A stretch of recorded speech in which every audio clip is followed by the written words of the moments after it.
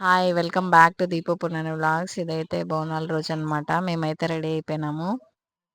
పిల్లోళ్ళు చాలా మంది గదా! అందుకే ఇలా రెడీ అయ్యేసరికి 11:30 అయింది. ఆ లోపల నేను గూడా ఒక కునుకు తీసేసినా అనమాట. ఎందుకంటే నైట్ కొంచెం నిద్ర లేట్ అయింది గదా! పడుకునేది అందుకోసం అని చెప్పి. ఇంకా నైట్ ఏం జాగారం లేలేదు గానీ ఆహ్, పడుకునేసరికి డిస్కషన్‌లన్నీ పడుకునేసరికి లేట్ అయింది. మా అక్క అయితే ఇట్లా రెడీ అయింది. పున్నానవిన ఆల్రెడీ వీడియోలో చూసినారు గదా! సో, అట్లా రెడీ అయింది. మా బావ చూడండి రెడీ అయ్యి కోడెత్తుకొని పోతున్నాడు. ఇక్కడ మా యొక్క బామ్మ అయితే ఎత్తుకొనొస్తాంది. ఆటో సెల్ఫ్ ట్రబుల్ అనమాట. సో, దాన్ని తోసి, దాన్ని స్టార్ట్ జేసి, తర్వాత అందరూ ఎక్కాలి. ఇప్పుడు ఈడ చూడొచ్చనమాట. అమ్ము, నాని లేరే. నేను, మా అక్క మాత్రమే పోతన్నామని. వాళ్ళు గూడా వస్తారనమాట. ఆన్ ది వేలో పికప్ చేసుకుంటాం వాళ్ళని స్కూల్ నుంచి. ఈడ మధ్యలో ఇంకో పికప్ ఉందనమాట. ఎవరంటే ఊసక్క. ఊసక్క లేదు వీళ్ళు కదలరు. అందుకని చెప్పి ఊసక్కని ఎగిస్తాన్నాము.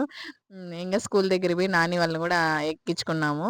నాని ముందర కూర్చునింది. అమ్ము ముందర కూర్చునింది. పున్నన్నవి, నేను కూర్చున్నాడు. పున్నన్నవి, నేను ఎనకాల కూర్చున్నాము. ఇంగ మా అక్కోళ్ళు ఎనకాల కూర్చున్నాము. పోతన్నాము. గుడి దగ్గరైతే డెకరేషన్ అయితే ఇట్లా జేసినారు. ఇంగా కంప్లీట్ జేసినలా. ఎందుకంటే స్టార్ట్ అయిపోయింది గదా! అంత టైం గూడా లేకుండా ఉండిందేమో వాళ్ళకి. అందుకే కొంచెం కొంచెమే జేసినారు. ఇప్పుడు ఆల్మోస్ట్ ఈరోజు కంప్లీట్ జేసేస్తారు. రేపు నైట్ తిన్నలకి. మొత్తం డెకరేషన్ అయితే బానే జేసినారు.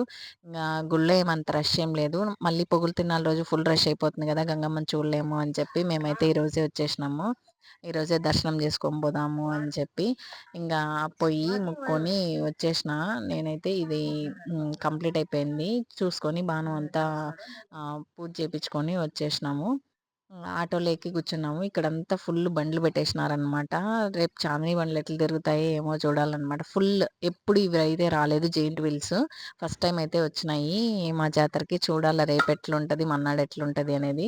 గంగమ్మనైతే ఇట్లా రెడీ చేసినారు. నేనైతే చిన్న క్లిప్ తీపిచ్చుకున్నా. సో, ఇట్లా డెకరేషన్ చేసినారు. ఫుల్‌గా ఇంగా ఏం రెడీ చేయలేదు. జస్ట్ ఇంత వరస్ట్‌గా అయితే చేసినారు. బట్ ఎందుకు చేసినారు ఏంది అనేది జనాలకు తెలుసు. నా యూట్యూబ్ ఛానల్‌లో ఆల్మోస్ట్ మా ఊరోళ్ళందరూ చూస్తారు. మా ఊరోళ్ళందరూ సిగ్గు తెచ్చుకోవాల్సిన విషయం ఇదైతే. ఎందుకంటే మనకు ఎంత డబ్బు, ఎంత పరపతొచ్చినా మన సాంప్రదాయాలు, మన కట్టుబాట్లయితే మర్చిపోకూడదు. ఫస్ట్ పల్లెలు పచ్చగా ఉంటాయి, పట్టణాలు పచ్చగా ఉంటాయి, దేశము బావుంటది. సో, పల్లెల్లోనే డబ్బు పొగరు చూపిస్తే డబ్బు ఈరోజు ఉంటది, రేపు వెళ్ళిపోతది. బట్ సాంప్రదాయాలు ఎప్పటినుంచో మన పెద్దలు, వాళ్ళ పెద్దలు అందరూ ఆచరించుకొనొచ్చి వాళ్ళందుకే 100 ఇయర్స్ బతికినారు. వాళ్ళ తర్వాత వచ్చినోళ్ళు గూడా 80, 90, 95, 100 ఇయర్స్ బతికినోళ్ళు గూడా ఉన్నారు. ఇప్పుడు మన జనరేషను, మాకంటే కొంచెం ముందున్న జనరేషను 60 ఏండ్లు, 70 ఏండ్లు బతకడమే గొప్ప. లేని రోగాలన్నీ వస్తున్నాయి. ఎందుకు అనంటే మనుషుల్లో స్వార్థం ఎక్కువైపోయింది. నీకు హెల్ప్ చేస్తే నాకేంది? ఎందుకు మనం ఎందుకు మాట్లాడాల పల్లెలో? వాళ్ళకి లేని సమస్య మనకెందుకొచ్చింది? అనే ఆలోచనలు ఎక్కువైపోయినాయి గాబట్టి, జనాలకు దగ్గ బుద్ధికి తగ్గ రోగాలు గూడా దేవుడిచ్చినాడు.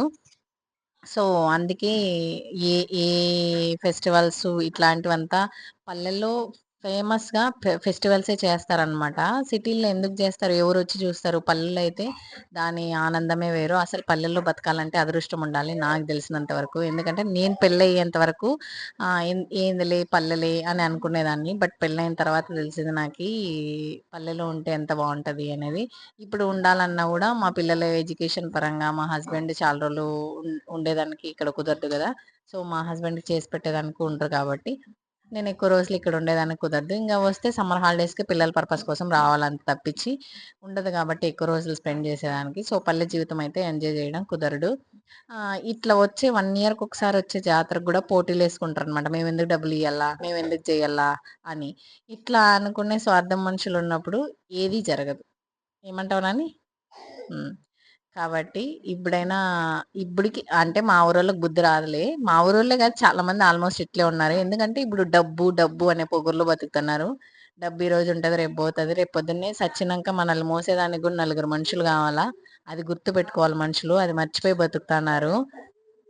అది ఆ డబ్బు పొగరు వదిలేస్తే జనాలు బావుంటారనమాట. ఇంతకు ముందు లేని ఆచారాలన్నీ ఇప్పుడొచ్చేస్తాయా?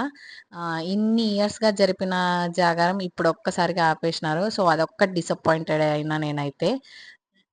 అందులో వేరే కొట్లాట్లు అవి ఇవి ఒకరినొకరు అరుచుకోవడాలు మేమెందుకు చేయాలి మేమెందుకు చేయాలి మేమెందుకు చేయాలి కదా మనందరిలో ఐకమత్యం ఉంటేనే ఏదైనా జరుగుతుంది అట్లా ఐకమత్యంగా ఉండే దానిల కోసమే ఈ జాతరలు ఈ ఫెస్టివల్స్ అన్నీ చేసేది జాతర అనేది ఎందుకు ఎక్కడెక్కడ వాళ్ళనో పిలుచుకొచ్చి మన ఊర్లో మనం ఎట్లా ఐకమత్యంగా ఉండి చేస్తామో సెలబ్రేషన్ అనే దాన్ని ప్రూఫ్ చూపించే దానికోసం చేసేదే జాతర నాకు తెలిసినంత వరకు.